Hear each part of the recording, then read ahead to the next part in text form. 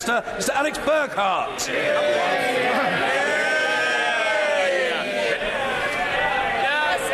Thank you very much, Mr. Speaker. Number one. The Prime Minister. Thank you, Mr. Speaker. This morning I had meetings with ministerial colleagues and others.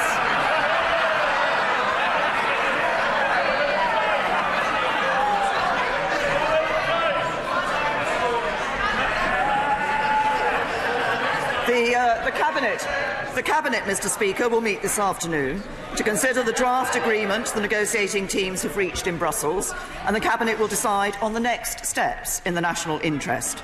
I'm confident that this takes us significantly closer to delivering on what the British people voted for in the referendum. We will take back control of our borders, our laws and our money, leave the common fisheries policy and the common agricultural policy while protecting jobs, security and the integrity of our United Kingdom. And, Mr. Speaker, I will come back to the House to update it on the outcome. Alex Burghart. Yesterday saw the best wage growth figures in a decade and the best employment figures in my lifetime. Does the Prime Minister agree with me that this can only be delivered by the free market economics that unite this side of the House and not by the bankrupt socialism opposite?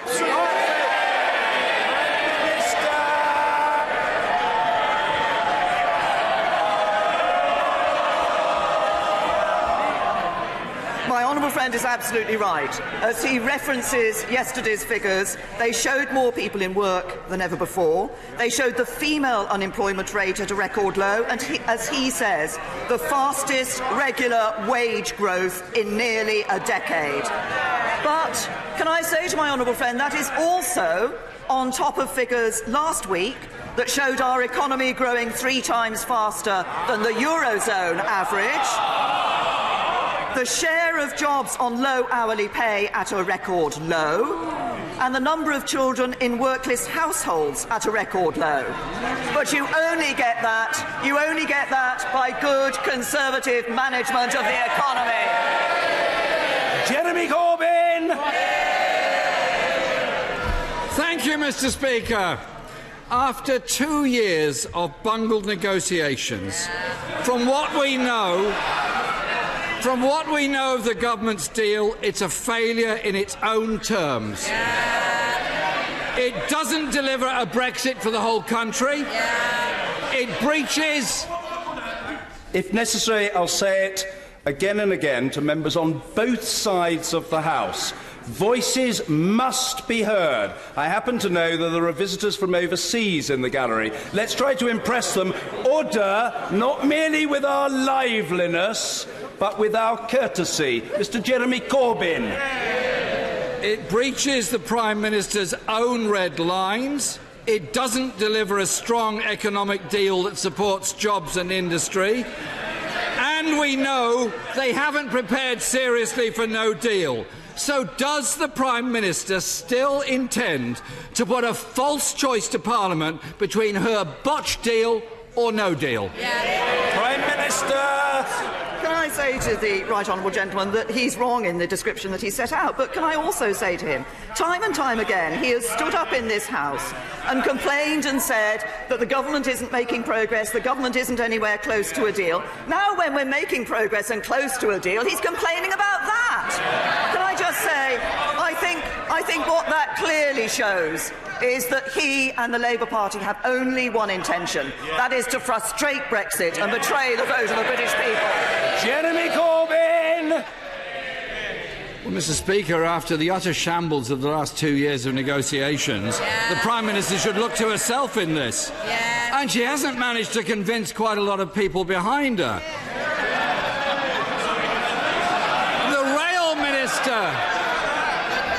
The Rail Minister resigned last week, saying to present the nation with a choice between 2 deeply unattractive outcomes, vassalage and chaos, is a failure of British statecraft on a scale unseen since the Suez Crisis, and that from a Tory MP. Last night, The EU's lead Brexit negotiator reportedly told the 27 European ambassadors the UK must align their rules, but the EU will retain all the controls. Is that a fair summary of the Prime Minister's deal? Prime Minister!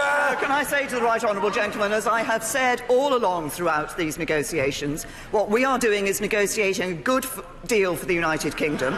We're negotiating a deal that delivers on the vote of the British people, that takes back control of our money law and borders, that ensures we leave the common fisheries policy, we leave the customs union, we leave the common agricultural policy, but we protect jobs, we protect security, and we protect the integrity of the United Kingdom. Jeremy Corbyn! Mr. Speaker, under the Prime Minister's deal, we're going to spend years with less say over our laws or how our money is spent. And the International Trade Secretary said last week the decision to withdraw from any backstop agreement could not be contracted to somebody else. Can the Prime Minister confirm whether under her deal it will be the sovereign right of the UK Parliament to unilaterally withdraw from any backstop? Prime Minister! I say to the right honourable gentleman, there needs to be a backstop as an insurance policy.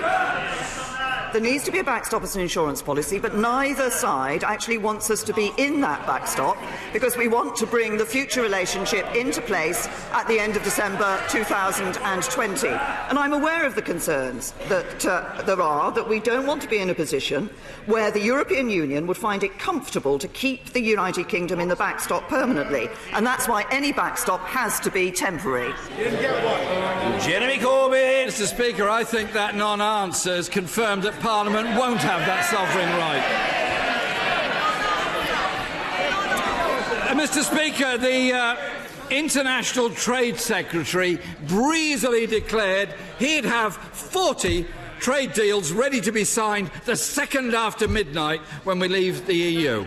How's it going? Well, with 4 months to go, can the Prime Minister tell us exactly how many of these 40 deals have been negotiated?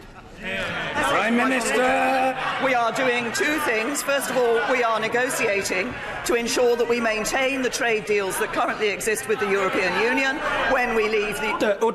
I'm sorry. It's not acceptable for members to shout at the Prime Minister when she's answering questions. We've been talking recently in this chamber about respect and good behaviour. On both sides, the person who has the floor must be heard. And that's the end of the matter. The Prime Minister. We have been negotiating on two fronts. We're negotiating on the continuity agreements, which ensure that those trade deals that we've been party to as a member of the European Union are able to continue when we leave the European Union. And we have also started discussions with other countries about the trade deals that we can forge across the world once we leave the European Union. But I say to the right honourable gentleman, if he's interested in trade deals, he really needs to sort out the Labour Party's position on this issue. Because originally they said that they wanted to do trade deals around the rest of the world. Now he says he wants to be in the customs union. That would stop him from doing trade deals around the rest of the world. We know what's good for this country, an independent trade policy and trade deals, good trade deals with Europe and with the rest of the world. Jeremy Corbyn! Mr. Speaker, the International Trade Secretary is not the only one who doesn't understand international trade rules. And he's not the only one in the Cabinet... And he's not the only one in the Cabinet that doesn't understand a few things. The Brexit Secretary said last week, and I quote, "I hadn't previously understood the extent of this, but we are particularly reliant on the Dover to Calais crossing." When did the Prime Minister become aware of this absolutely shocking revelation about Britain's trade routes?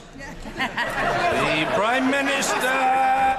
I really have to say to the right honourable gentleman, he stands here and reads out something that says that we don't know about trade policy. We do know about trade policy. That's exactly why exactly why we're negotiating the continuity agreements. It's why we'll be taking our place as an independent state in the World Trade Organisation. But he wants to talk about different positions that are being taken. What we're doing is delivering a good deal that would deliver on the vote of the British people. We're delivering Brexit. What have we seen recently from the Labour Party? Well, the Labour leader said we can't stop Brexit. The shadow Brexit secretary said we can stop it. So when he stands up, he should make it clear. Is it Labour Party policy to stop Brexit? Jeremy Corbyn! Mr. Speaker, Labour respects the result of the referendum. But what we don't respect is the shambolic mess that this government has made of negotiations.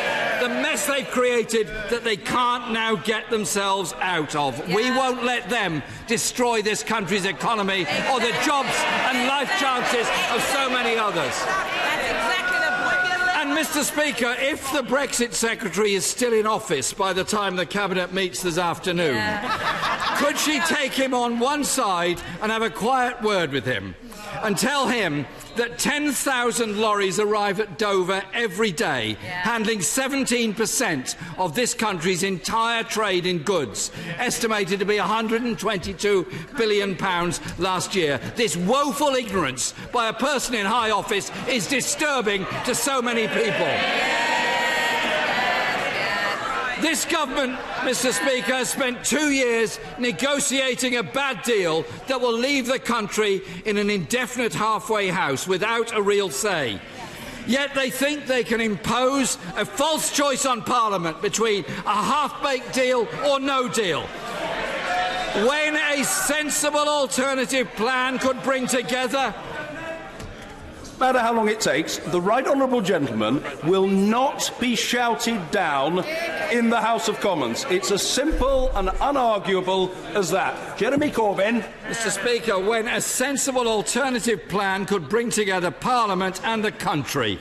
Even Conservative MPs say the Prime Minister is offering a choice between the worst of all worlds and a catastrophic series of consequences. When will the Prime Minister recognise that neither of these options is acceptable? The right honourable gentleman talks about woeful ignorance. I'll tell him where the woeful ignorance lies. It lies on a Labour Party front bench that thinks you can build a better economy by spending £1,000 billion more, putting up people's taxes and destroying jobs. The real threat to jobs and growth in this country sits on the Labour Party front bench. And I'll tell him what we're delivering in relation to Brexit. He says, what about Brexit? Yes, I'll tell him what we're delivering on Brexit. We will not rerun the referendum. We will not renege on the decision of the British people. We will leave the customs union, we will leave the common fisheries policy, we will leave the common agricultural policy, and we will take back control of our money, laws and borders. We will deliver Brexit, and the United Kingdom is leaving the European Union on the 29th of March 2019. Mr. Peter Bone. Thank you, Mr. Speaker.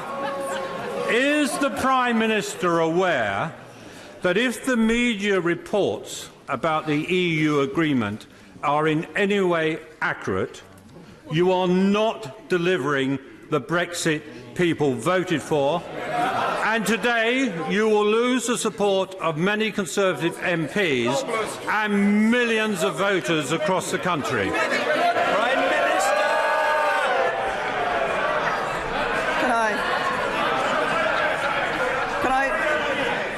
Can I say to my honourable friend,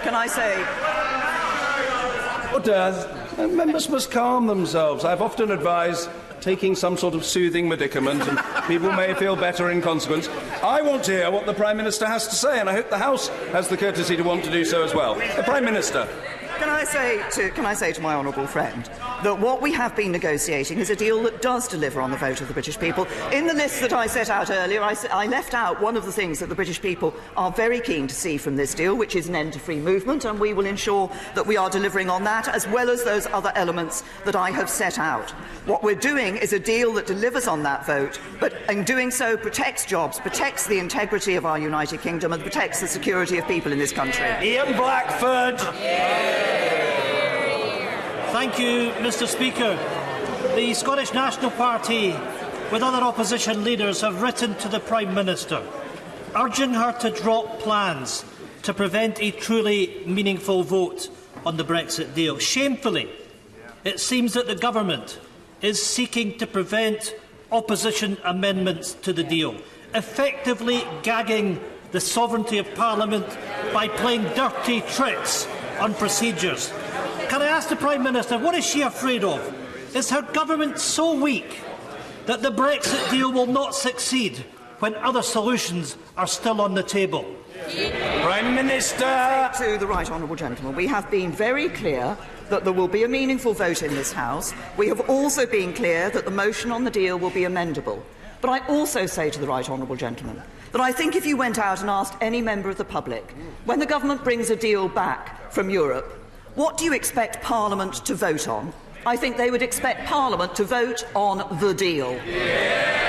Ian Blackford. Expect Parliament to take its responsibilities, which is holding the government to account, and to amend the deal. This Prime Minister is hamstrung, divided, desperate and looking defeated. In a total panic, the Prime Minister has been reduced to playing political games rather than playing fair. Mr. Speaker, this is not a game. The SNP will never ever gamble with Scotland's future. There is only one lifeline left. To protect jobs in Scotland, we must stay in the single market and the customs union. The Prime Minister will not drag Scotland out against its will. If there is a deal to protect the economy in Northern Ireland, why not Scotland?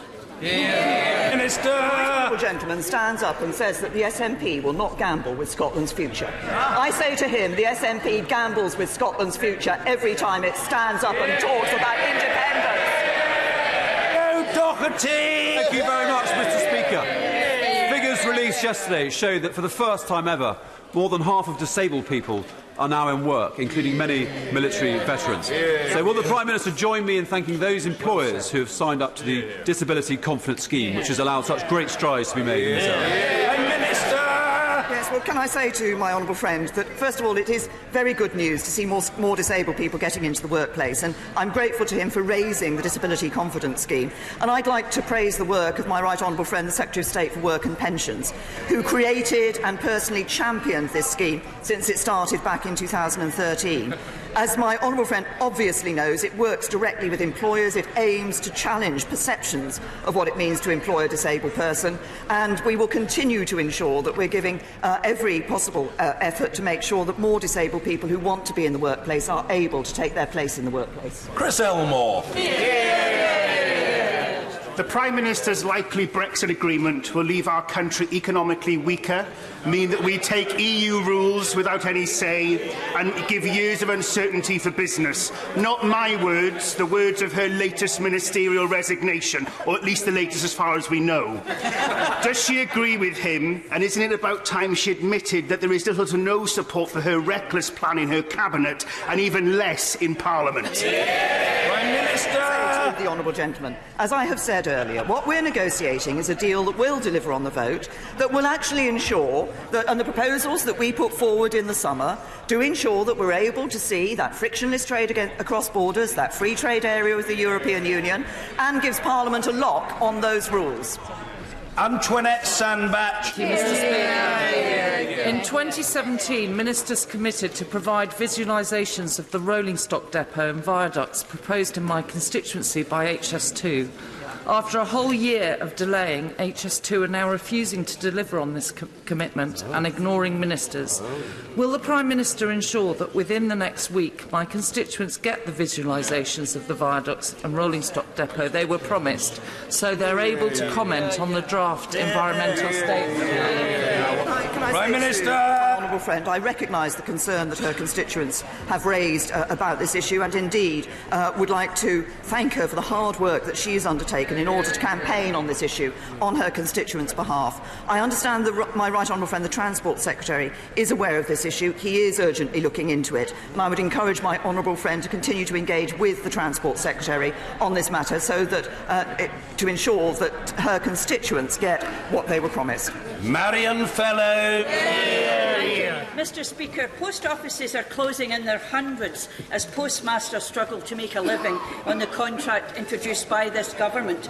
Through its North Star initiative, the publicly owned post office is aiming for £100 million of profit by 2021, while postmasters' pay has declined by £107 million since 2012. Will the Prime Minister take action now to save our post office network and intervene to ensure postmasters get a fair rate?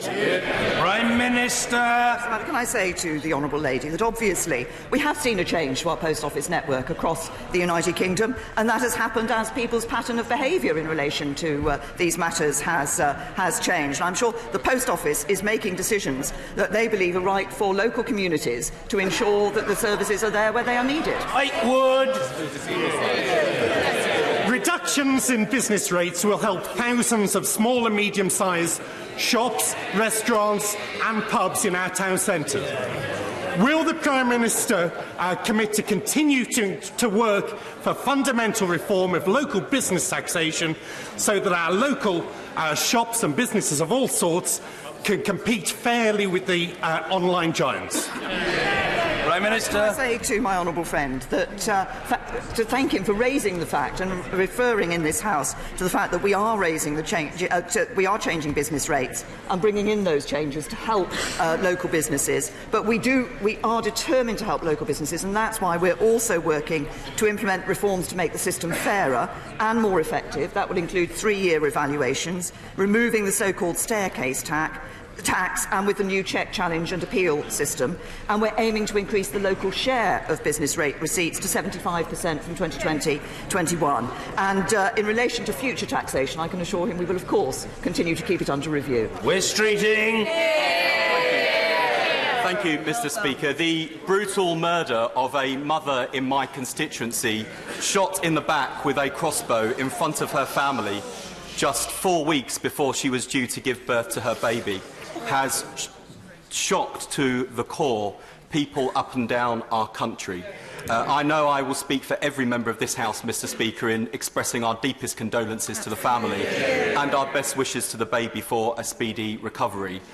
Given that these weapons, like the crossbow used to kill my constituent, are readily available for sale online, can I urge the Prime Minister to look urgently and seriously at expanding the ambit of the Offensive Weapons Bill so that we can toughen the scope of the laws governing the sale, the possession and the use of these deadly weapons? Prime Minister. Can I say to the honourable gentleman, he has raised what is a terrible and tragic case in his constituency, and as he has said, the thoughts of the whole House will be with the victim's family and friends, and our deepest condolences go to them following this terrible attack.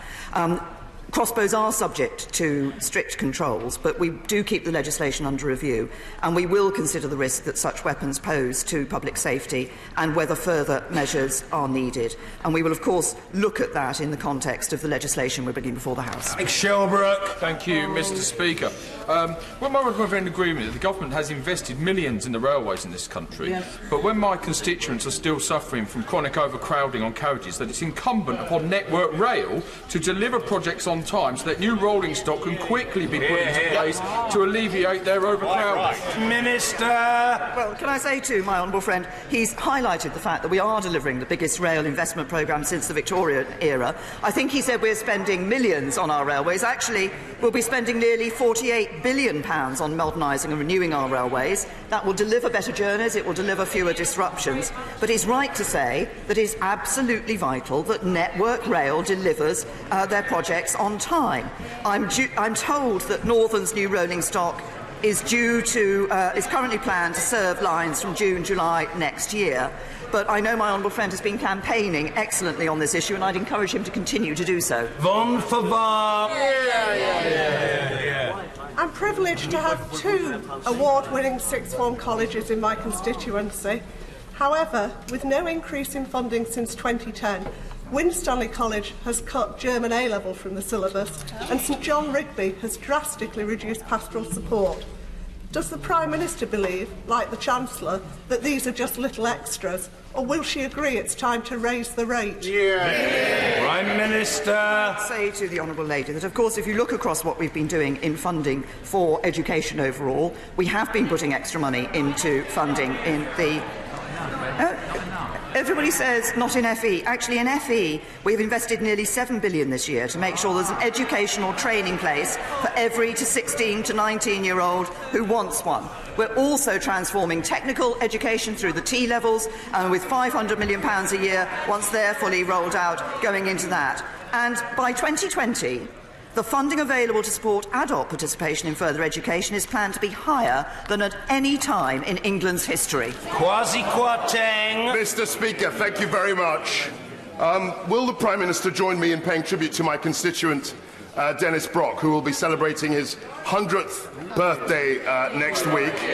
And uniquely, he has been ringing the bells in St Mary's Church, Sunbury, for 87 years, and we believe confidently that he's the oldest bell ringer in the world. Will she join me in paying tribute to him? Prime Minister! Can I? Order, I want to hear about the bell ringing situation. The Prime Minister. Thank you, Mr. Speaker. Can I say to my honourable friend that I'm very happy, first of all, to wish Dennis Brock a very happy 100th birthday, and secondly, to pay tribute to him for his 87 years of bell ringing. This is, I'm sure, as my honourable friend says, a considerable and significant record, and I think the support that he's given and the work that he's done, his commitment to St Mary's in Sunbury-on-Thames, is truly inspiring. Ruth Smith. Speaker, over a third of children in my great city are currently living in poverty. Our local food banks have seen a 42% increase in demand since universal credit was imposed on us in June. Most referrals come from the Tory-led City Council, who are refusing to give them a penny. Is this compassionate conservatism? No. Say to the Honourable Prime Minister. She is well aware, we're introducing universal credit. The previous system of the benefit system we inherited from the Labour Party did not work. It left over 1 million people living on benefits, trapped in benefits for more than up to a decade. What we are doing is ensuring that people have the more encouragement to get into the workplace, and when they're in the workplace, work always pays. And as I said, we have seen very good figures in the significant reduction in the number of children in workless households. Mr. Kenneth Clark. Mr. Speaker, at the moment we're in the middle of a swirl of rumours about the proposed deal with the European Union and a torrent of criticism from all the government's most ferocious critics. But one of the rumours is that if the Cabinet agrees the deal this afternoon, the government proposes later today to publish a white paper setting out the details. Will the Prime Minister give an assurance that if and when this deal is published, a statement will be made to this House of Commons when it is produced, because it is this Parliament which is going to have to decide now what to do next, and we don't want Parliament only to be consulted after another 24 hours of rumours and criticism. We put re-establish parliamentary sovereignty, and I wish the Prime Minister well in obtaining a majority for some course of action in future which is in the national interest.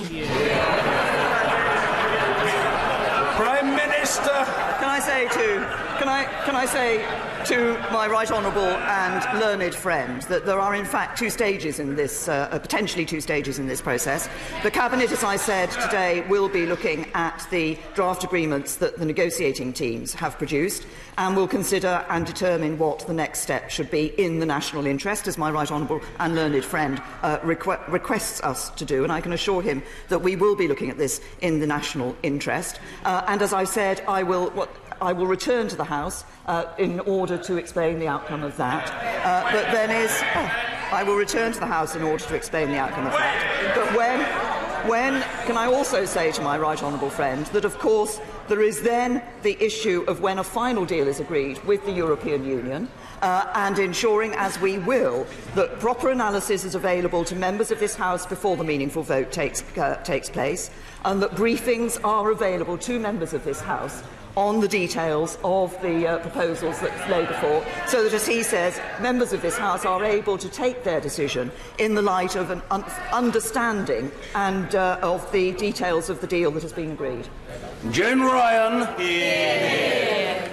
Home Office documents, the Met Commissioner, the Police Federation and now even the Home Secretary say the government's cuts to policing have had an impact on the surge in violent crime. We cannot continue to see the levels of violence which resulted in 5 fatal stabbings in 6 days in London just 2 weeks ago.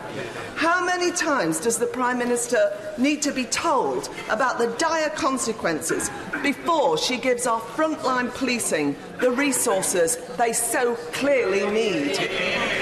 Prime Minister. Can I say to the Honourable Lady that I'm sure we are all concerned across this House of the attacks that have taken place in recent days in London, but indeed we are concerned about the issue of knife crime and the serious violence that we've seen, and indeed we heard earlier from her Honourable friend the reference to the use of a crossbow in attacking and sadly killing an individual. She talks about police funding, though. We've protected police funding overall since 2015. We're putting more money into the police. We're making more money available. We've announced that. But it's also about ensuring that the police and the criminal justice system have the powers they need to deal with knife crime. And if she's concerned about knife crime, I suggest she asks her right honourable friend, the Leader of the Opposition, why he voted against increasing the powers to deal with knife crime.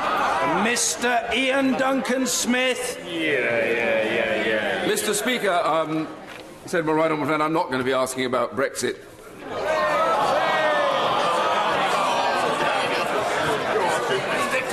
For now, but can I say to her that I was enormously proud of my government for agreeing to lower the stake on fixed odds betting terminals to £2 because they have caused endless harm, terrible damage to families, and it was the right decision. Since then, there has been a hiatus about the date in which this would start. Can I ask my right honourable friend, is it a reality that now that we have put down an amendment, that the government will accede and that we will get this process started on the 1st of April next year? Prime Minister. Can I say to my right honourable friend, I know he has campaigned on this issue with a passion, because as he says, this question of the maximum stake for fixed odds betting terminals is one which does have an impact on vulnerable people, as well as their families and loved ones. And I recognise the strength of feeling on this issue. I know gambling addiction can devastate lives.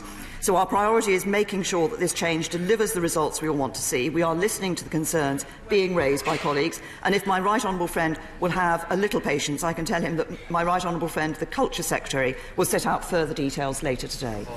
Mr. Ronnie Campbell. Thank you, Mr. Speaker. The Institute of Fiscal Studies has indicated that by the year 2020-22, child poverty has risen from 30% to 37%. Right. When any government that treats its people like that's not worth the salt. Yeah. But I suppose this government never had any salt anyway. Yeah. Shouldn't the government be ashamed of itself, allowing this situation to develop in children? Yeah. Can I say to the honourable gentleman, what we have seen under this government is absolute poverty reducing to a record low. We have also seen, as I've referenced earlier, a significant reduction in the number of children in workless households. When you look at the figures, actually 3/4 of children are taken out of poverty when their household moves from being a workless household to a household with work, which is why the changes we are making to ensure that our benefit system, our welfare system, is one that encourages people into work and makes sure work pays, are the right changes. Julia Lopez. Thank you, Mr. Speaker. Former New Zealand High Commissioner and experienced trade negotiator Sir Lockwood Smith told our International Trade Committee, if you remain bound to the EU's regulatory system, you will not be able to have a significant global trade strategy. Will my right honourable friend advise if this might be one of the prices to pay for her Brexit deal? Prime Minister. No, it is not one of the prices paid that she refers to. We will be able to still strike those trade deals around the rest of the world, and I'm pleased to say, as I said earlier, that there are a number of countries that are not just expressing an interest in that, but as we've seen and as I saw 2-3 weeks ago, countries like Japan and Vietnam and Australia keen that we should talk to them about joining the CPTPP. We specifically looked at our ability, under the proposals we put forward, to strike those trade deals around the world, and we will have an independent trade policy. We will be able to strike those trade deals. Liz Saville-Roberts. Diolch yn fawr. It's no secret that Labour Welsh Government has been somewhat lacklustre in what it demands from the British Government on Brexit, so I will speak on behalf of Wales. When will the devolved Parliaments be given the opportunity to see the withdrawal agreement text and see for themselves the devastating effect leaving the European frameworks will have on each of the devolved nations? Prime Minister. Lady, that, as I indicated in response to my right honourable and learned friend, the member for Rushcliffe, we will ensure that information is available to members of this House on the withdrawal agreement and on the future relationship that is agreed with the European Union. We will ensure that briefings are available, that documents are available, and that the analysis that the government has previously committed to itself to is available, so that when members of this House come to the meaningful vote on a deal, they will be able to have that information and cast their vote against the background of that information. Sir Roger Gale. Mr. Speaker, further to the point raised by my right honourable friend, the member for Rushcliffe, as soon as practicable following the Cabinet meeting this afternoon, would my right honourable endeavour to make available to all members the details of the draft agreement, so that those of us who wish to do so can comment upon the basis of fact rather than ill-informed speculation? Prime Minister. Can I say to my honourable friend that obviously the Cabinet is meeting to determine what the next steps are in relation to this issue.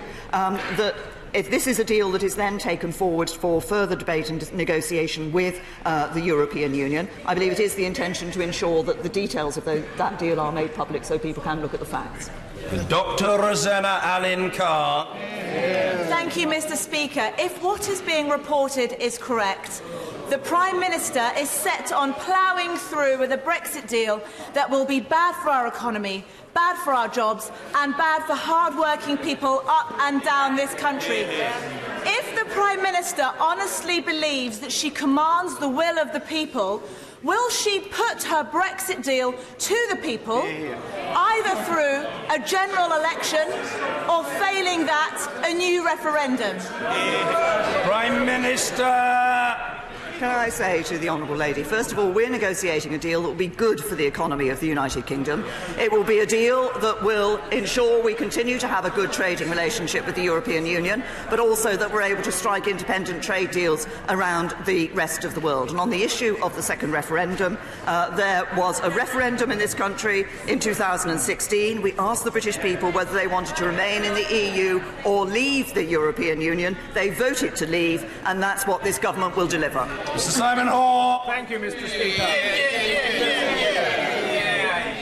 This morning, an incredibly well-attended AGM of the thalidomide APPG took place. Could I invite my right honourable friend, to lend her support and that indeed of the Foreign and Commonwealth Office, to talk to the German government, to persuade them of the case of the merit for social justice, and to deliver a lasting solution for those who have suffered for too long? Well, can I say to my honourable friend, and I first of all thank him for the way he has been championing this cause, and I think it is significant that so many years after this thalidomide caused the problems and the difficulties for people that it did, we still see, as he says, having people like himself and others having to campaign on this particular cause. And I will certainly look into and ask the Foreign and Commonwealth Office to look into what he says about the possibility of speaking to the German government on this particular issue. Mike Kane.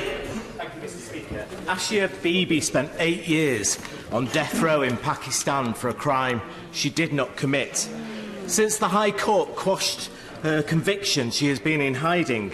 Weekend reports suggested she had applied for asylum in Britain. Does the Prime Minister agree that Britain should be a beacon for human rights and those fleeing religious persecution? Prime Minister. I say to the honourable gentleman that our primary concern is for the safety and security of Asia Bibi and her family, and we want to see a swift resolution of the situation. Obviously, there's an issue for the government and courts in Pakistan, and the Prime Minister, Imran Khan, has publicly supported the Supreme Court and promised to uphold the rule of law while providing continued protection for Asia Bibi. But a number of countries are in discussion about providing a safe destination for her once the legal process is complete. I'm sure the House will understand. Given the sensitivity of this case, it wouldn't be right to comment on the details of those proposals at this stage. But we remain in close contact with international partners to ensure Asia Bibi's long-term safety and her interests. In Vickers. Thank you, Mr. Speaker. The Prime Minister confirmed earlier that we will indeed be leaving the common fisheries policy, which is very welcome, but she'll be aware there is still considerable concern within the industry. Can she give an absolute assurance that it will be for the UK and the UK alone to determine who fishes in our national waters after a deal is signed? Yes. Prime Minister. I reassure my honourable friend that we will become an independent coastal state, and it will be the UK negotiating on the UK's behalf in terms of access to UK waters. Kate Hurley. Speaker, the Prime Minister will know that back in 1965 there was a neighbourhood agreement between Northern Ireland and the Republic that each could fish in each other's 6-mile water. 2 years ago, the Irish Republic reneged on that. We, of course, playing the moral high ground, didn't renege. So now all the Irish fishermen can come into the Northern Ireland waters, but Northern Ireland fishermen can't go to the Republic. Would she try and speak up sometimes for Northern Ireland fishermen and not feel that she always has to be supporting the Irish government? Prime Minister. Right Honourable Lady, that consistently throughout these negotiations, one of the issues I have had at the forefront of my thinking has been the people of Northern Ireland. She raises a specific issue about fishing, and I'm happy to look at the specific issue of the 6-mile waters that she has referred to. We will become an independent coastal state, as I've just said in response to my honourable friend, and we will ensure that it is the United Kingdom that is negotiating on behalf of the UK for access to UK fishing waters. But the people of Northern Ireland are at the forefront of our concerns in relation to the deal that we're negotiating. The Prime Minister is to be commended for initiating her race disparity audit, which showed, amongst other facts, that traveller children have the worst educational, health and employment outcomes of almost any group. They do. Given the acute distress also caused to many settled residents by this policy, and given the support for my 10-minute rule bill yesterday calling for a review of this area across the House, would the Prime Minister please appoint a senior Cabinet Minister to undertake a complete review of this area so we can have better outcomes for all of our constituents? Well, my honourable friend raises an issue which I know is of concern for many across the UK in terms of what they see in their own constituencies. And as he said, there is also a concern about the impact on the educational attainment of traveller children. As he will know, we published a consultation on tackling unauthorised encampments in April, and we will respond on that in due course. But we are committed to strengthening the authorities, local councils and the police's powers to address these problems and to ensure fair play. And we take this issue very seriously, and we're carefully considering the response that we can give to the consultation. On break. Thank you, Mr. Speaker. Can the Prime Minister confirm that her deal will leave the United Kingdom a rule taker, not a rule maker? In other words, a vassal state? And isn't the best way to get herself out of this mess that she and her colleagues have caused by allowing the people a vote in a people's vote? Prime Minister. Can I say to the right honourable gentleman, and I think I've given him the same answer to this question on a number of occasions, the people, this Parliament gave the British people the vote on whether or not to stay in the European Union in 2016. The British people voted, they voted to leave, and it is this government that will deliver on that vote and deliver Brexit. Order. Very briefly, yes. Point of order, Liz Kendall. Following the question by the Right Honourable Member from Rushcliffe, can you advise members, Mr. Speaker, whether you have had any indication about when a statement will be made on the apparent withdrawal agreement that has been agreed with the EU. We hear rumours that a statement may be made tomorrow. Many honourable members may already have commitments for tomorrow. I understand that this House needs to mark the 70th birthday of the Prince of Wales today. But in the remaining 6 hours, surely we could discuss the most important issue facing this country in a generation. Yeah. Well, I'm very grateful to the honourable lady for her point of order. The candid answer to her is that I had been given to understand that there would be a statement on this matter in all likelihood tomorrow. Factually, to respond to the honourable lady, what I would say to her is that the Chair would be perfectly amenable to a statement before then. That is not, however, a judgment for me. It is properly a judgment for the government. I understand what she says about people having commitments tomorrow, but it does seem to me a reasonable It does seem to be a reasonable point to make in response that if members consider this to be a supremely important matter, they can potentially rearrange their diaries in order to be present. I'm always in favour, as she knows, of statements sooner rather than later, but I don't think we should, if I may say so, have a great row about whether a statement is today or tomorrow. What I would like to say to members is that when there is a statement to this House, in conformity with the practice that I have applied for nearly 9.5 years from this chair, there will be a full opportunity for members in all parts of the House and potentially expressing or representing all sorts of different points of view to be heard. That's the way it's always been, and as far as I'm concerned, that is the way it will continue to be. A point of order from the Father of the House, of course. Point of order, Mr. Kenneth Clark. Well, it's the same subject, Mr. Speaker, but although you say you have no role in this, do you not agree that it's always been, until very recently, the Constitutional Convention in this House, that when a government announces a major policy, it does so, first of all, by a statement here in the House of Commons, usually simultaneously with the publication of the White Paper. And with great respect, it's not just a question of members having other commitments or the convenience. We are slipping into a practice where the government, firstly, policies are leaked in advance, then the government actually briefs the press and the great national debate breaks out, and then Parliament finally gets the opportunity to discuss it the day later. So if you do have any opportunity to discuss with the usual channels what the proper role of Parliament should be, I think your assistance would be greatly appreciated. Well, I'm very grateful to the Right Honourable and Learned Gentleman for that point of order.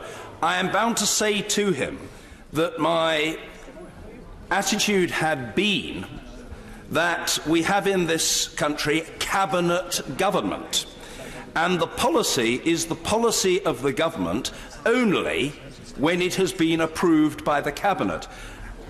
Members can take their own view on whether I'm right or wrong, but I'm simply seeking to explain to the Right Honourable and Learned Gentleman that the premise on which I'm working is that it will be government policy if and only if, and if and only if and only when it's been approved by the Cabinet. It therefore did not seem to me to be unreasonable if the Cabinet was meeting this afternoon for the House to hear a statement tomorrow. However, if it is possible for that statement to be made today, in the sense that a policy has been agreed, I am at the service of the House, and I am in favour of the statement being made at the earliest possible opportunity. That point will have been heard on the Treasury bench, and I'm grateful to the Father of the House for his assistance in this important matter. Point of order, Kirsty Blackman. Thank you, Mr. Speaker. I wonder if you could advise me about which courses of action are available to raise the issue. The Chief Minister of Gibraltar has, I understand, been briefed by the Minister of State for Europe. I understand that no such courtesy has been afforded to the Scottish Government. Mr. Speaker, how do I bring a minister here to ask why the Scottish Government has not yet seen the final deal, but Gibraltar has? There may be an opportunity for an exchange later in the day. The Minister for the Cabinet Office is perched as though he's about to leap to his feet with alacrity to respond through me to the honourable lady. Minister Lidington. If it will help the honourable lady, I had a very constructive meeting with the First Ministers of both Wales and Scotland last Friday morning, where we discussed the progress of negotiations as they were at that point. My right honourable friend, the Prime Minister, will, when the Cabinet has taken a view and come to a decision about what has been agreed provisionally between negotiators, talk directly to the First Ministers of Scotland and Wales, because it is quite right that they should be fully briefed on what it is that the Cabinet has decided. Thank you. Oh, very well. I hope it's not vexatious. I hope it's not a point of frustration, Mr Doherty-Hughes. Point of order, Mr Martin Doherty-Hughes. I wouldn't be frustrated at all, Mr Speaker. Especially not in here. 1 year has now passed since my constituent Jagtar Singh Johal has been arrested in India with neither evidence nor a witness placed before a court of law, and report of torture placed before the United Nations Rapporteur on Torture. I have raised the issue to you previously, Mr Speaker, seeking ministerial responses to both letters to requesting meetings with the Foreign Secretary. A commitment was given the last time I raised this on the very floor of the House. Can you assure me, Mr Speaker, that the new Foreign Secretary, while I'm standing here and my constituents' brothers in the undergallery, that commitment could be made either through a statement to the House or by me writing to the Minister directly yet again, as I have done already? Well, I'm sorry that it is necessary for the honourable gentleman repeatedly to write to ministers on this matter, and it's obvious that he's dissatisfied with the response or lack thereof. My only advice to the honourable gentleman is the advice I usually give to members irritated in these circumstances, which is persist. Persist, man. Persist. And the honourable gentleman is a dexterous and adroit parliamentary performer, and he will know the instruments that are available to him. And if he believes, as I rather imagine he does, that the matter is urgent, he may wish to deploy a procedure that might give him a chance of raising the matter with a minister in the chamber on that basis. Point of order, Mr Jonathan Ashworth. Grateful. The House may well not have seen that another issue has just broken in the news, namely that over 48,000 women have not received correspondence regarding cervical screening appointments and have gone without correspondence regarding cervical screening results, 500 of which apparently concerned abnormal results. This is the latest failing of Capita, and Capita should lose this contract and the service should become in-house. The previous Health Secretary, the current Foreign Secretary, would routinely update the House on these types of matters. Has the Secretary of Health given you indication that he's going to come to this House and update the House so we can ask questions on behalf of our constituents? The answer to the Shadow Secretary of State for Health is no, but I would very much expect that the House will be addressed on this matter very soon, certainly within a matter of days. And the honourable gentleman, in common with the honourable gentleman, member for the Scottish National Party, to whom I replied a moment ago, is well versed in the instruments available to him, and if he doesn't get a statement, or in lieu of a statement and as a reserve mechanism, he knows that he can seek to raise the matter on an urgent basis, and the Chair, on I think 528 occasions over the last 9.5 years, has judged that a matter is urgent, whether the Government thinks it is or not. Point of order, Mr Nigel Dodds. On a point of order, Mr Speaker, given the very clear decision of the House yesterday in relation to the publication of legal advice and the reported very worrying comments of the Attorney-General in recent hours, can you ensure, Mr Speaker, that the advice will be brought forward in a very timely way and should certainly not be very long delayed after the publication of any white paper or any statement, that these things should happen virtually simultaneously if we're to have a proper and informed debate on the statement or whatever comes forward? The House spoke clearly yesterday, and that must be acceded to by the Government. Short answer is that I agree entirely with the right honourable gentleman, and I couldn't put it better myself. I hope that that message has been heard clearly on the Treasury bench. What happened yesterday was not an expression of opinion by the House of Commons. It was an expression of the will of this House. That will must be respected by the executive branch. It's as simple and incontestable as that. If there are no further points of order, perhaps we can now proceed, colleagues, and I have received a letter from the Clerk of the House, and as is customary in such circumstances, I propose to read it to the House. The letter is as follows. Dear Mr. Speaker, I write to inform you that I have indicated to Her Majesty the Queen that I intend to surrender my patent as Clerk of the House on the 1st of March next year. I shall then have served the House for over 43 years, for the last 16 years at the table. In March 2019, it will be 4 years since I was appointed as the 50th Clerk of the House. You have long known of my plans to retire in the first quarter of 2019, and I am grateful to you and the House of Commons Commission for agreeing in July of this year to all the detailed arrangements for selecting my successor, which can now be activated. It has been a turbulent 4 years, covering 3 governments, 2 general elections and 2 referendums. The murders of Joe Cox MP and PC Palmer, threats to our physical and cyber security, and the ebb and flow of launching restoration and renewal. It has seen the establishment of the new Parliamentary Digital Service and the Parliamentary Security Department, as well as new governance structures. And it hardly needs saying there may be more turbulence over the next few weeks and months. The last 12 months have also, of course, seen the surfacing in various ways of the complex issue of bullying and harassment and sexual misconduct in the parliamentary community.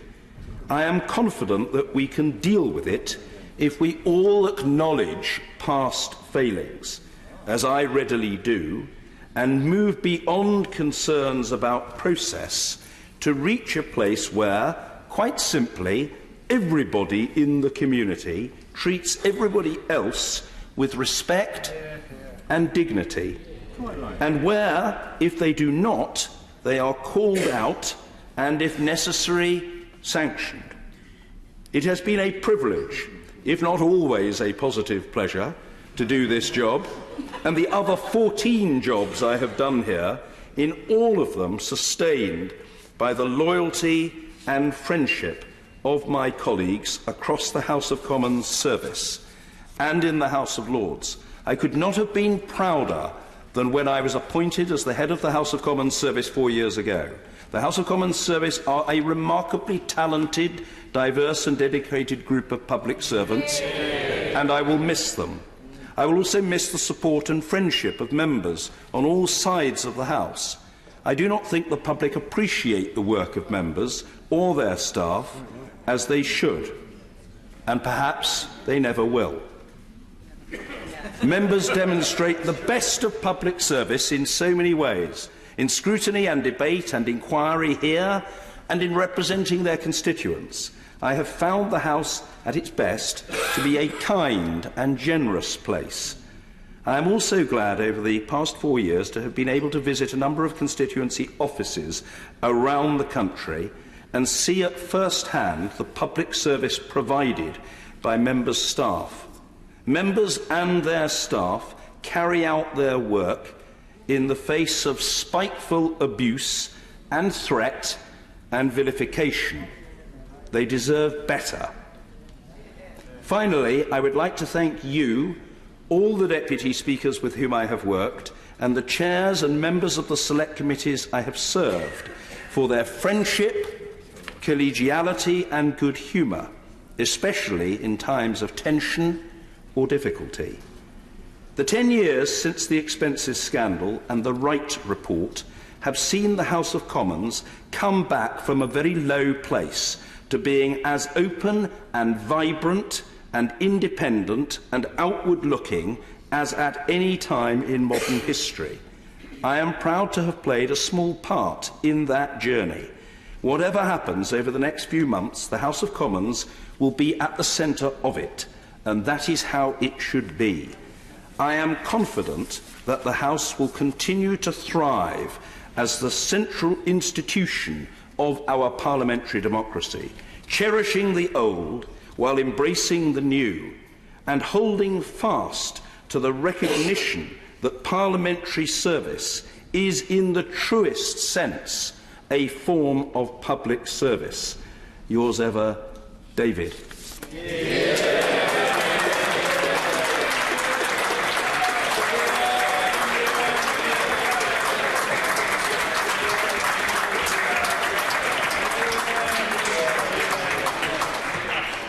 An exceptional occasion justifies an exceptional response. David, I'm extraordinarily grateful to you. You've been an outstanding clerk of the House. You have given dedicated and brilliant public service. I am grateful to you, and everybody, I believe, in this place is grateful to you. Members with experience in this place will know that there is an occasion for tributes to the outgoing clerk. That occasion is not today, but it will come subsequently, and I feel sure that it will involve a very substantial number of members wishing to participate and to record both their respect and their appreciation of an exceptional public servant. Thank you, colleagues. Presentation of Bill. Brendan O'Hara. European Union withdrawal, evaluation of effects on health and social care sectors. Second reading what day? Friday, 25th of January 2019, Mr Speaker. Friday the 25th of January 2019. Thank you. Order. 10-minute rule motion. Mrs Helen Goodman. Thank you, Mr Speaker. I beg leave to bring in the Freehold Properties Management Charges and Shared Facilities Bill. A couple of years ago, I had a trickle of complaints about the poor upkeep and unfair fees being charged to homeowners on new estates. This has now turned into a torrent and latterly a flood. Constituents of mine living at Hazelbank, Burton Wood, Durham Gate, Midridge Vale, and now Castle Vale and Startforth Park have all been affected. I am grateful to them for alerting me to what I now discover is a national problem. I also wish to thank Cathy Priestley, who's sitting in the gallery at the moment, who has set up the national pressure group Homeowners' Rights Network, fondly known as Hornet. She has been campaigning on behalf of homeowners and really understands the problems. The first issue is that the public spaces are not made up to a proper standard. After 8 years, one man I met is still living in an unmade road. Promises of green areas, woodland, play facilities, and even street lighting are broken. As it happens, County Durham has miles of unadopted roads of terraced housing built by mine owners in the late 19th century. Now we have property developers with the same exploitative disregard for homeowners. We are building the 21st century blight. Secondly, the fees are high, rising, uncapped and unregulated. One constituent told me their fee had risen from £60 to £134 in 4 years. At this rate, in 16 years' time, it will be £3,316 a year. Another faced a 50% rise in 1 year. On the Midridge Vale estate, the total payments were £27,000, and this was just for grass cutting. There is a total lack of transparency about the way the fees are made up. Management charges usually exceed upkeep costs, with items such as company admin fees, accountancy, dormant account, transfers appearing to be plucked from the air. On one small estate, the actual maintenance costs were less than a fifth of the fees charged. On another, the homeowners found a gardener who would do the work for £400. The agent then promptly added a £400 admin fee. Extra sums are charged for installing television aerials, and residents have been tied to E.ON as their electricity provider. All of this looks like just another way for property developers to screw more money out of hard-pressed households. It really is a private new build tax. So the news that Persimmon boss Jeff Fairburn received a £75 million bonus was greeted with outrage. Quite right too. The third problem is that when challenged over the fees or upkeep by residents, the management companies adopt an ultra-aggressive stance. My constituents have been bullied with threats of High Court action or even the bailiffs. This is going on across the country. We estimate that 1.3 million households are currently affected. So the response which Hornet have had from the government that people should take this up with developers, or that they will legislate at some point in the future to give a right of challenge through the first-tier tribunal, is wholly inadequate. Individual citizens cannot challenge multi-billion-pound corporations. This is because the underlying problem is the legal structure, and my bill seeks to change this. The large property developers like Persimmon, Barrett and Taylor Wimpey are scamming people from the start. Purchasers are offered solicitors who are not truly independent and appear to be contracted by the developers, which is surely something the Law Society ought to address. Many people feel they were missold, and this is increasingly looking like another PPI scandal. People are also worried that the situation will make it very difficult for them to sell their houses in the future, and so they have an asset of uncertain value. The open spaces are initially owned by the property developers who sell them, and the right to manage them onto agents. The same names crop up over and over again: Greenbelt and Gateway. Indeed, one Anthony John Dean is the director of 130 such companies. This monopolistic position then gives the managing agents the opportunity to mismanage and overcharge with impunity. Some of my constituents have discovered the land has been put into trusts or covenanted to avoid liability and control its use. The residents are powerless to appoint new agents or influence their behaviour. Unlike leaseholders, who have access to a dedicated ombudsman service, freeholders have no legal recourse in the event of a dispute. Using old law, in particular section 121 of the 1925 Property Act, the agent can place charges on the property if residents are late with payments. It's an incredibly one-sided contract. Homeowners don't have the power to ask for justification of costs, but the management company can legally send in bailiffs or threaten repossession of the home if a resident doesn't pay on time. This is why people are coining the terms leasehold and fake freehold. Indeed, there is no point in the government legislating to give leaseholders the right to buy their freeholds unless they strengthen the legal position of freeholders. My bill seeks to tackle this problem. To prevent more people from being caught in this trap in the future, developers should be required to make up the public spaces to adoptable standard on a reasonable timescale. But obviously, for existing homeowners, a different approach is needed. This bill will cap and regulate estate maintenance fees to give people the security of knowing prices cannot increase indefinitely. Secondly, the bill will introduce measures to ensure shared facilities are maintained to an adequate standard to end the money-for-nothing culture of property companies. Finally, it will make provision for the transfer to genuine self-management to end the stranglehold of managing agents. The overwhelmingly positive response I have had from colleagues across the chamber demonstrates that this is a national problem. Currently, we estimate 1.3 million householders are affected. Given the government's ambitions for house building, many more soon will be.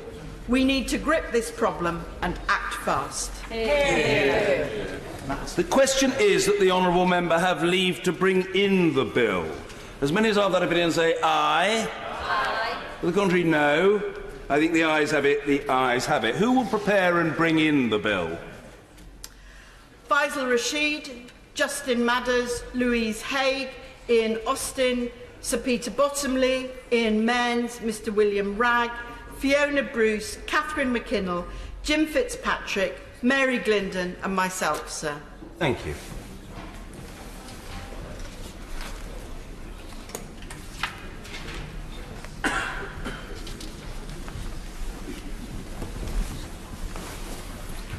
Helen Goodman.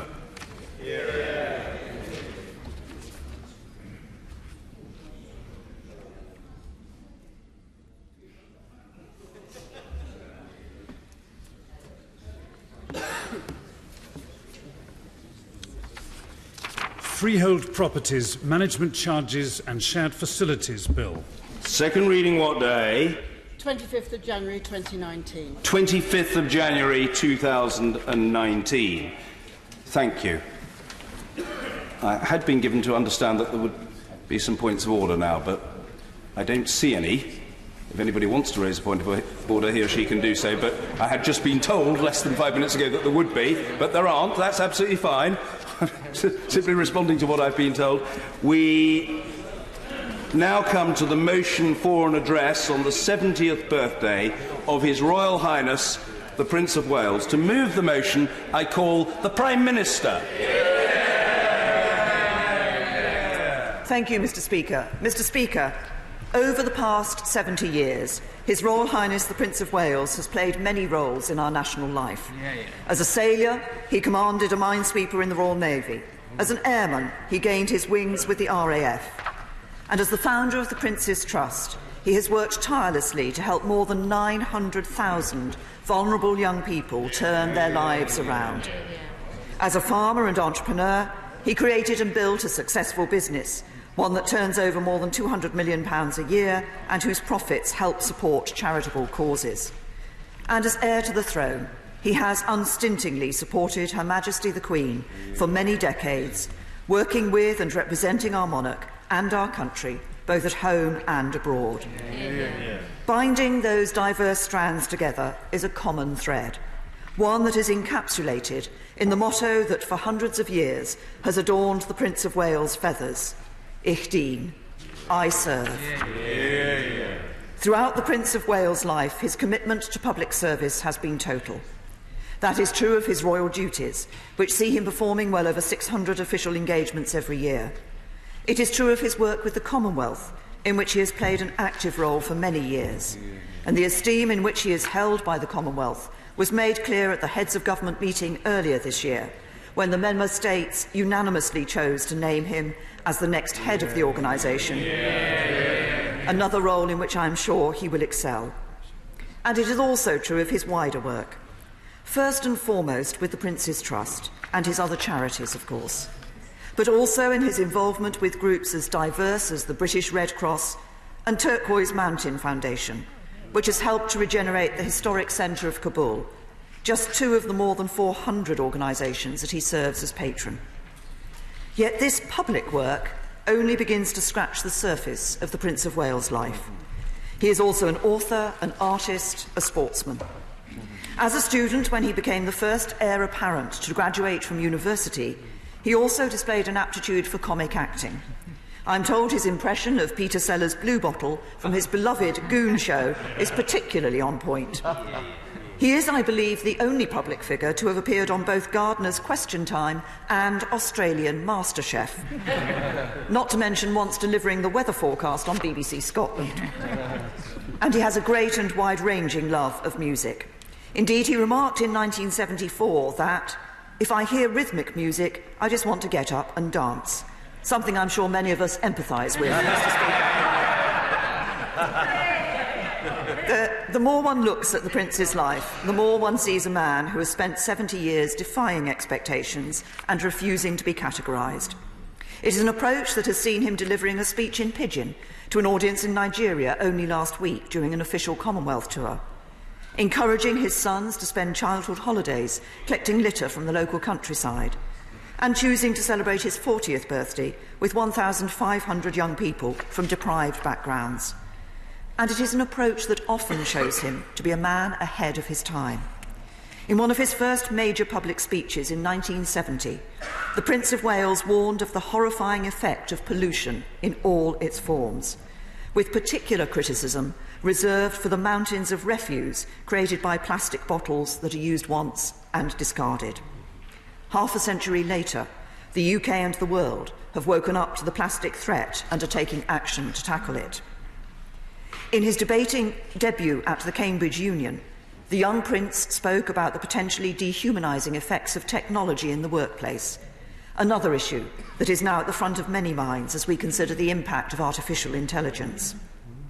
The same foresight can be seen in his long-held views on urban regeneration, on sustainable agriculture, on interfaith dialogue, and on improving the quality of the built environment. Each of them issues that, after being raised by the Prince, have moved to the mainstream, becoming widely embraced and accepted.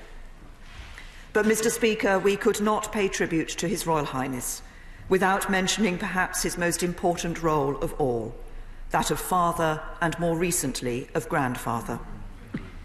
Regardless of your background or resources, raising children is never an easy task. It is made all the more difficult when they suffer a devastating loss at an early age.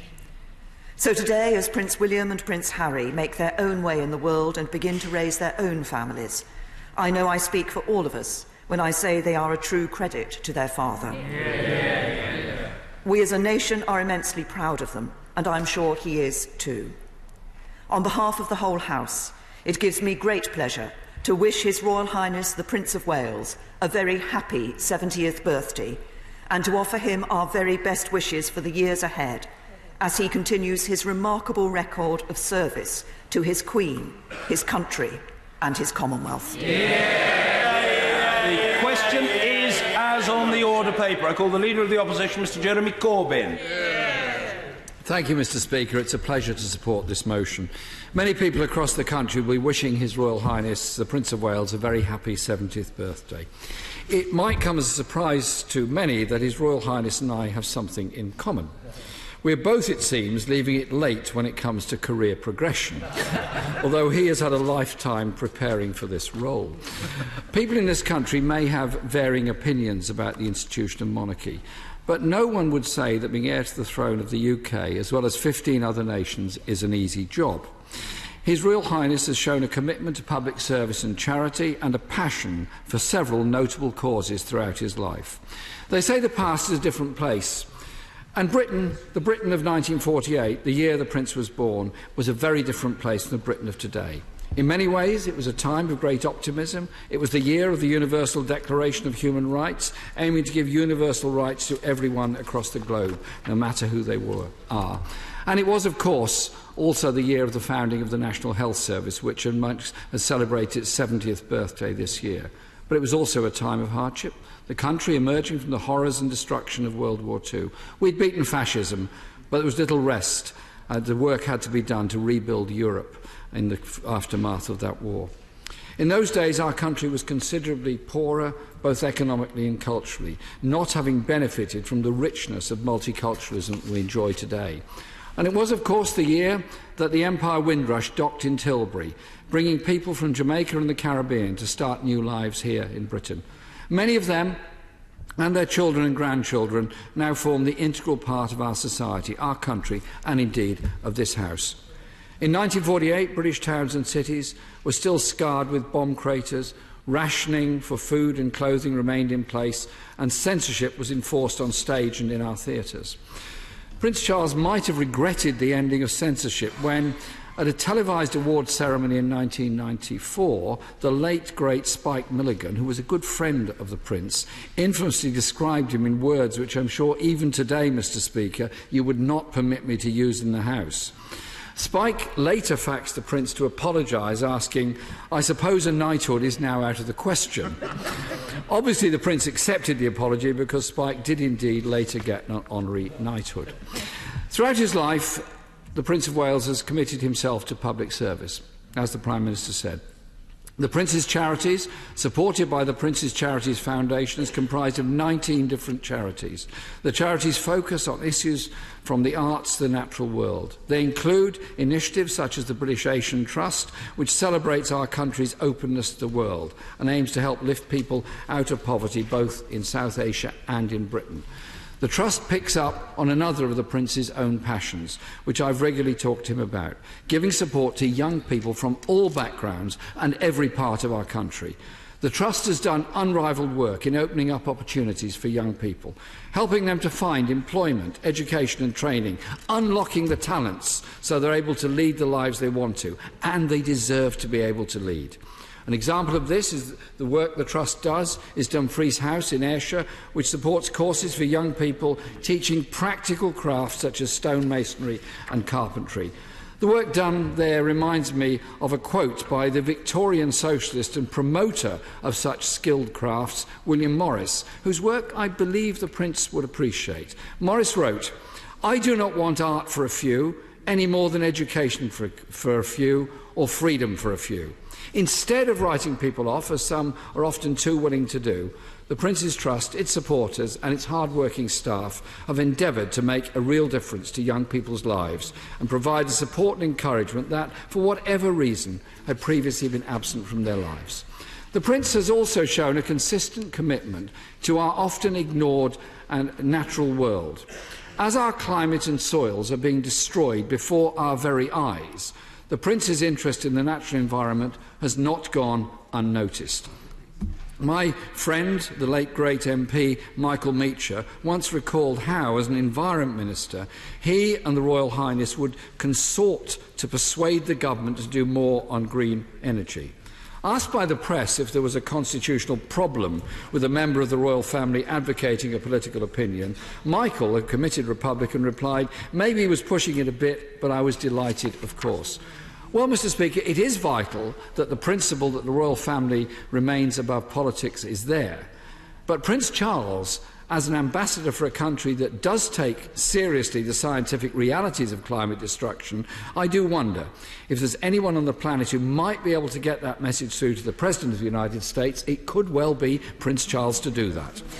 Indeed, His Royal Highness may be a Knight of the Garter and a Knight Grand Cross of the Order of the Bath, but few accolades can compare to when, in 2012, a brand new species, native to Ecuador, was discovered and was given the name the Prince Charles Steam Tree Frog. His Royal Highness's horticultural exploits are well known. I'm a keen gardener and allotment holder, and I can sympathise with the Prince's desire to talk to plants. I've certainly found them better listeners than many members of this House over the years. Mr. Speaker, it's traditional to give gifts, especially when one reaches a milestone like a 70th birthday. So I was thinking of giving His Royal Highness a jar of Corbyn Original jam from my allotment. But I'm now suffering from a deep crisis of confidence. Will my jam match up to the standard of Prince's Duchy Original jam? I don't know how to deal with this conundrum. If His Royal Highness is listening, perhaps he could offer some advice and let me know. Mr. Speaker, as the Prince of Wales reaches 70, can I, on behalf of these benches, wish him and all his family a very happy birthday. Thank you. Sir Henry Bellingham.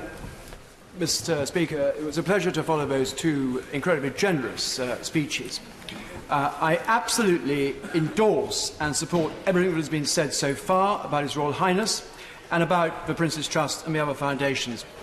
I've had the privilege, Mr. Speaker, and the honour of working closely with His Royal Highness in my capacity as the MP for North West Norfolk, which includes the Sandringham Estate. I also had the privilege, when I was in the Foreign Office, to accompany him on two foreign visits, so I had the chance to see for myself his extraordinary personality. Sandringham, Mr. Speaker, is a large and highly diversified estate that employs a significant number of people in my constituency, but also, through tourism, generates